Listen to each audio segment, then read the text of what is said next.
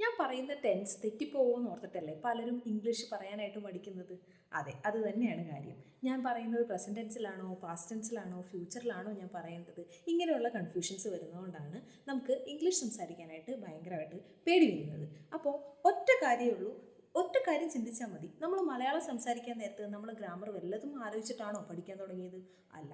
അതുപോലെ തന്നെയാണ് ഇംഗ്ലീഷിൻ്റെ കാര്യത്തിലും. When you start speaking it will come to our mind. Okay, so ഇന്നത്തെ ക്ലാസ് എന്ന് പറയുന്നത് സിമ്പിളായിട്ട് പ്രസൻറ്റ് ആൻഡ് പാസ്റ്റ് ടെൻസ് എങ്ങനെ യൂസ് ചെയ്യാം എന്നുള്ളതാണ്. ഒരു ഒറ്റ എക്സാമ്പിൾ വെച്ചിട്ടാട്ടോ ഞാനിത് പറയുന്നത്. ഞാൻ ഇന്നൊരു കഥ എഴുതി. ഓക്കെ, ഞാനിപ്പോൾ ജസ്റ്റ് നൗ ഞാനൊരു കഥ എഴുതി. എങ്ങനെ പറയും? I write a story today. I write a story today. അവിടെ റൈറ്റ് എന്ന് യൂസ് ചെയ്തത് ഞാൻ ഇപ്പോൾ നടന്ന കാര്യം പറയുന്നത് കൊണ്ടാണ്.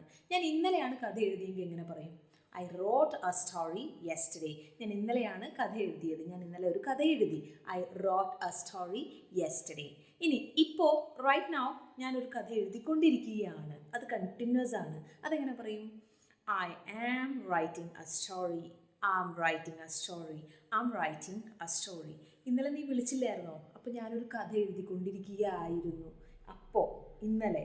അപ്പോൾ എങ്ങനെ പറയും അത്? I was writing a story. I was writing a story.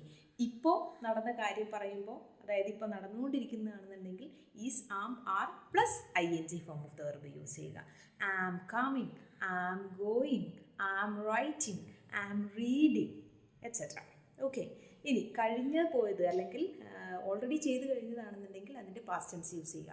I wrote, I went, I read etcetera. നേരെ മറിച്ച് നേരത്തെ ചെയ്തുകൊണ്ടിരിക്കുകയായിരുന്നു എന്ന് പറയാനായിട്ട് ആം, ഈസ്, ആറിൻ്റെ പാസ്റ്റ് ടെൻസ് യൂസ് ചെയ്യുക. Was or were plus ING form of the verb. എങ്ങനെ പറയും? I was writing a story. I was writing a story. ഞാനൊരു കഥ എഴുതിക്കൊണ്ടിരിക്കുകയായിരുന്നു.